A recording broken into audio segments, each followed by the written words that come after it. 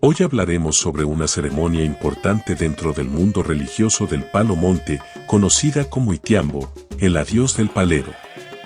Esta ceremonia es realizada en honor al ñamfuirio difunto, quien ha fallecido y será despedido en una ceremonia especial en la que se le guiará hacia su camino de ancestro. Para profundizar más sobre este tema, responderemos algunas preguntas frecuentes sobre el Itiambo.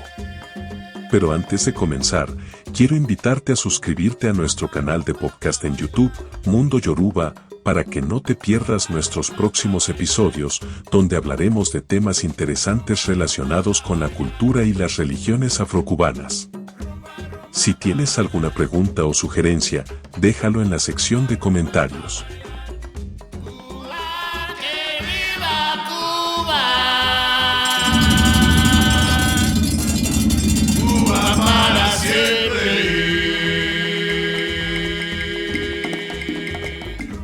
Primero, ¿qué nombre recibe esta ceremonia?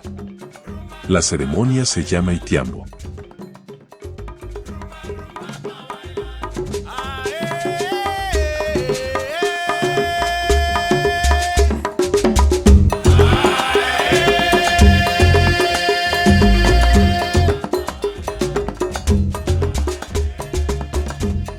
¿Quiénes pueden participar en esta ceremonia?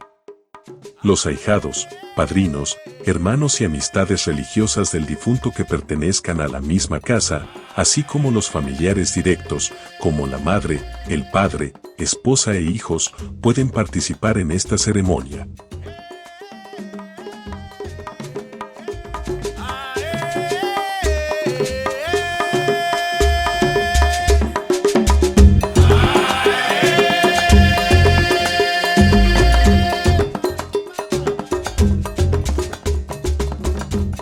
¿Quién dirige esta ceremonia? El Tata Nquisi-Malongo, el Tata Nganga o el Padre Nganga pueden dirigir esta ceremonia siempre y cuando tengan el conocimiento adecuado.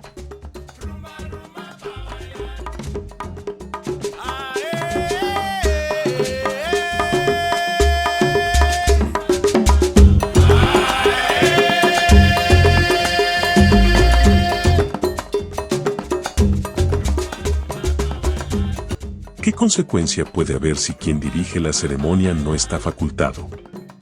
Causaría que el ñamfuiri no consiga su lugar o camino dentro de los ancestros, lo que crearía una atadura en este mundo. Esto le puede traer problemas tanto espirituales como terrenales al que dirige la ceremonia y a los miembros del munanzo, ya que el ñamfuiri lo perturbaría hasta conseguir su camino dentro de los ancestros.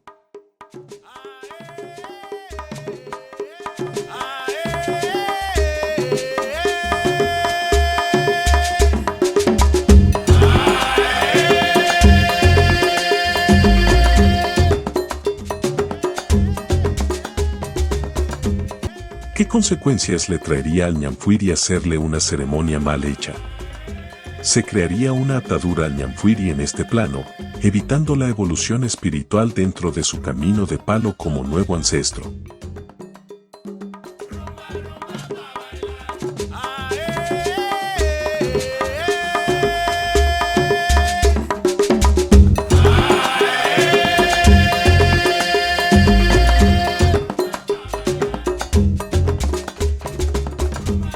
¿Qué preparación lleva esta ceremonia? El que va a dirigir esta ceremonia debe dar conocimientos a sus fundamentos, sin divulgar detalles de quién era el ñamfuiri, qué fundamentos poseía y cuál era su jerarquía dentro del munanzo. Todo esto debe mantenerse en secreto dentro de la casa de palo. Luego se limpia todo muy bien, se hace el tratado de Monono en Fue y se dirigen al sitio del velatorio para reunirse todos los mencionados anteriormente y dar inicio a la ceremonia.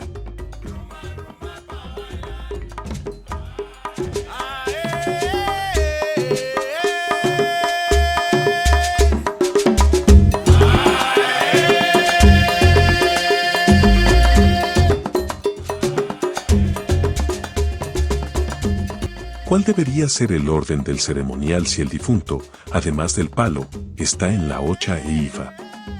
Si el ñamfuiri era solo un enguello o tata, se haría entre paleros. Si era un engueyo y tenía collares de santo, se llamaría al padrino o madrina de collares para que hiciera su parte. Si era un engueyo y tenía santo coronado, primero debería ir al ituto y luego al itiambo. Si era un tata, lo del palo va primero y después a lo de ocha e ifa.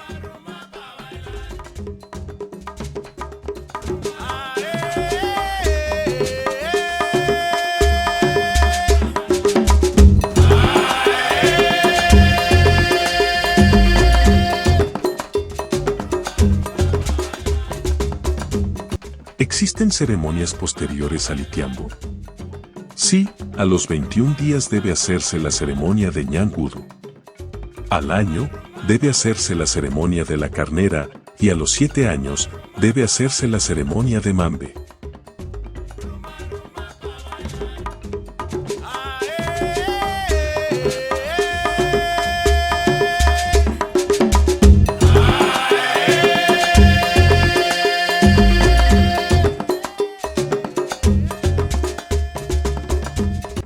Después del fallecimiento del palero, ¿cuál sería el destino de los fundamentos?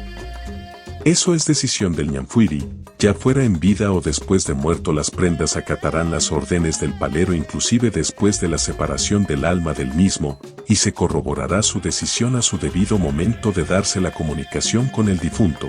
Será por medio de un perro en ganga que el ñanfuiri decidirá el destino de las mismas en caso de que en vida no haya dejado al que heredara sus fundamentos.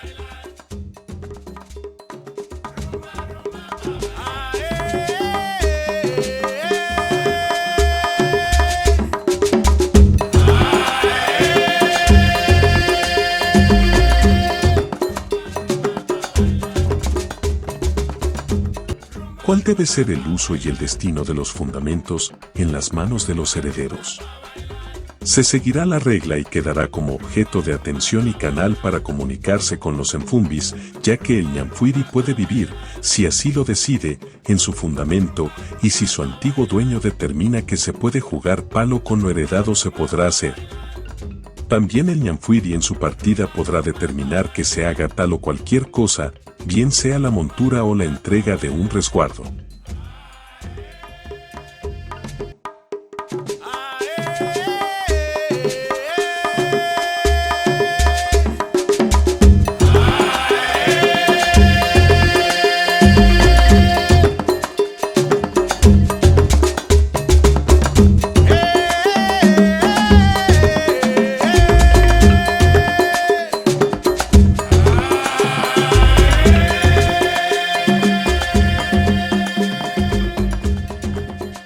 Como resumen final. Para asegurar el éxito de la ceremonia, es importante que el que la dirige tenga los conocimientos necesarios y esté facultado para hacerlo. De lo contrario, puede haber graves consecuencias para el ñanfuiri o difunto, así como para los miembros del munanzo. En caso de que la ceremonia sea mal hecha, el ñanfuiri puede quedar atado a este plano y no conseguir su lugar dentro de los ancestros, lo que le impediría evolucionar espiritualmente dentro del camino de palo como nuevo ancestro. Además, el muerto podría crear perturbación en los fundamentos y confusión espiritual en todos los que pertenecen a la misma casa de palo, hasta que sea liberado de la atadura. Para evitar esto, es fundamental que se sigan los pasos y el orden adecuados en la ceremonia. El que la dirige debe prepararse adecuadamente y asegurarse de que todo esté en orden. Además, es importante mantener en secreto detalles sobre el difunto, como su jerarquía dentro del munanzo, para evitar que se divulguen.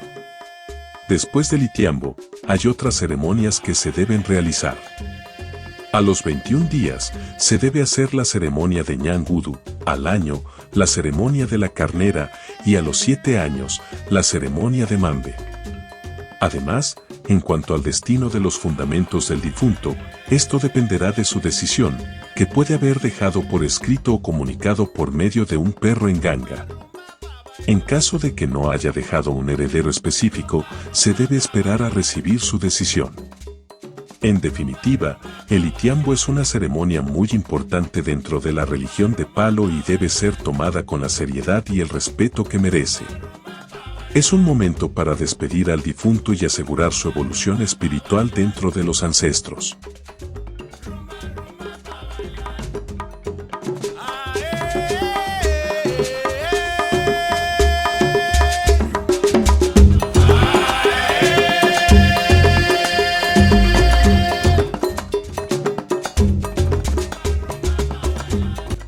Si te ha gustado este episodio y quieres apoyar nuestro trabajo, no olvides darle me gusta a este podcast y compartir con tus amigos y conocidos interesados en la espiritualidad y los cultos afrocubanos. Además, no te olvides de suscribirte al canal para no perderte ningún episodio. Déjanos tus comentarios y sugerencias para futuros temas en la sección de comentarios o en nuestras redes sociales. Nos vemos en el próximo episodio.